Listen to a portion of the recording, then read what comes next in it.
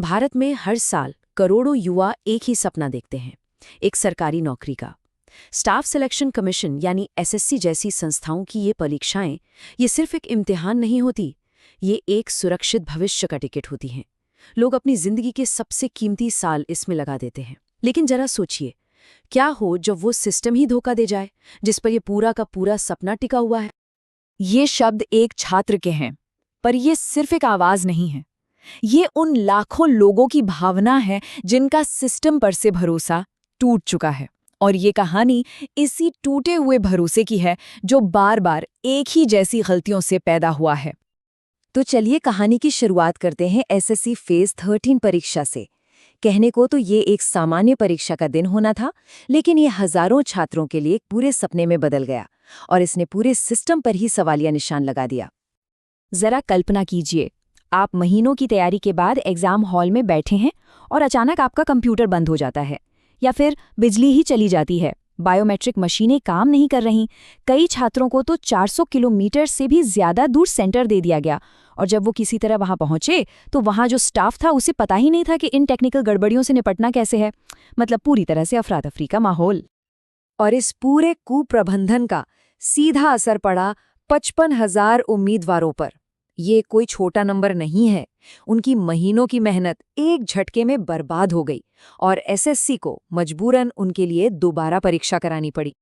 तो सवाल ये उठता है कि इतनी बड़ी गड़बड़ी आखिर हुई कैसे?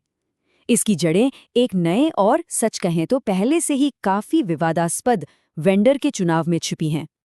इस पूरे संकट के केंद्र में एक नाम है, एजुक्विटी करियर टेक्नोलॉजीज। और हैरानी की बात यह है कि जैसे ही एसएससी ने इस कंपनी का नाम फाइनल किया, छात्रों ने सोशल मीडिया पर पहले ही खतरे की घंटी बजा दी थी।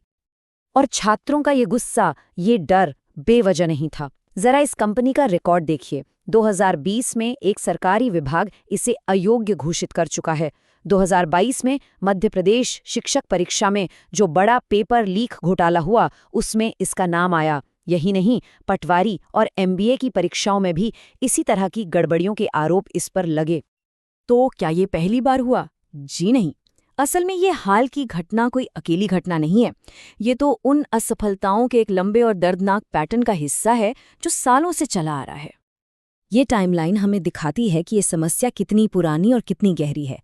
2017 में सीजीएल पेपर लीक हुआ, जिसके बाद देश भर में जबरदस्त विरोध प्रदर्शन हुए।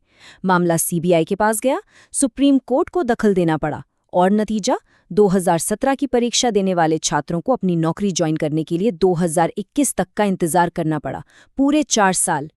2017 का वो घोटाला बहुत बड़ा था। उस समय के वेंडर सिफी टेक्नोलॉजीज पर आरोप लगे कि उसने बड़े पैमाने पर नकल कराई और पूरा मामला सीबीआई की जांच के दायरे में आ गया।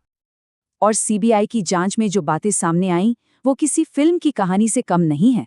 सोचिए, टीम व्यूअर जैसे सॉफ्टवेयर का इस्तेमाल करके सॉल्वर गैंग्स कहीं दूर बैठकर छात्रों के कंप्यूटर को कंट्रोल कर रहे थे और उनका पेपर सॉल्व कर रहे थे। और इससे भी ज्यादा चौंकाने वाली बात, वेंडर के कंटेंट हेड ने जानबूझकर कम क्वेश्चन पेपर सेट बनाए। इसका मतलब ये था कि आखिरी दिनों की परीक्षा का पेपर कैसा होगा, इसका अंदाजा पहले से ही लगाया जा सकता था। इस पूरे मामले पर सुप्रीम कोर्ट की ये टिप्पणी बहुत कुछ कह जाती है कि कैसे कुछ लोगों के भ्रष्टाचार की कीमत लाखों युवाओं को अपने भविष्य से चुकानी पड़ती है। लेकिन छात्रों का अविश्वास सिर्फ पेपर लीक तक ही सीमित नहीं है। एक और बहुत बड़ी वजह है मूल्यांकन की प्रक्रिया, जिसे नॉर्मलाइजेशन कहते हैं। अंकों के इस खेल ने पूरी व्यवस्था को ही सवालों के घेरे में खड़ा कर दिया है। जरा इस नंबर को देखिए, +96.7। 2024 सीजीएल परीक्षा में एक उम्मीदवार के असली स्कोर में यानी रॉ स्कोर में नॉर्मलाइजेशन के बाद लगभग 97 नंबर की बढ़ोतरी हो गई। ये इतना बड़ा अंतर है कि ये पूरी प्रक्रिया पर ही सवाल खड़े कर देता है। चलिए इसे एक आसान से उदाहरण से समझते हैं।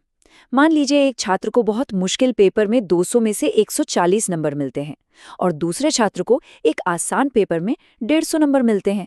अब नॉर्मलाइजेशन के बाद हो सकता है कि मुश्किल पेपर वाले छात्र के नंबर बढ़ जाएं और आसान पेपर वाले छात्र के नंबर घट जाएं।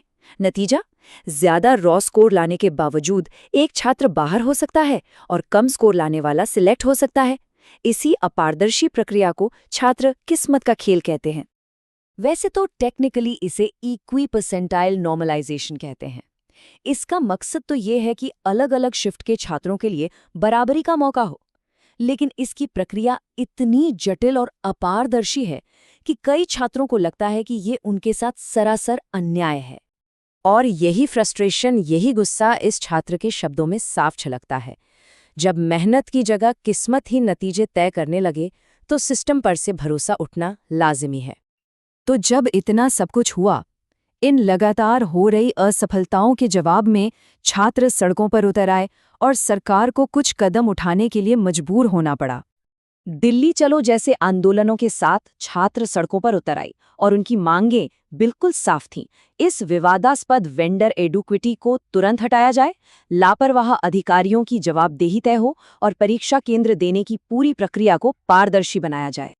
इस दबाव के बाद एसएससी ने भी कई सुधारों का ऐलान किया, जैसे पेपर लीक रोकने के लिए डिजिटल वॉल्ट, नकल रोकने के लिए आधार बेस्ड बायोमेट्रिक और शिकायतों के लिए एक नया ऑनलाइन पोर्टल। और मजे की बात देखिए, उन्होंने उसी इक्वी परसेंटाइल नॉर्मलाइजेशन को आधिकारिक तौर पर अपनाने की बात की जिस पर सबसे ज्यादा सवाल उठ रहे थे।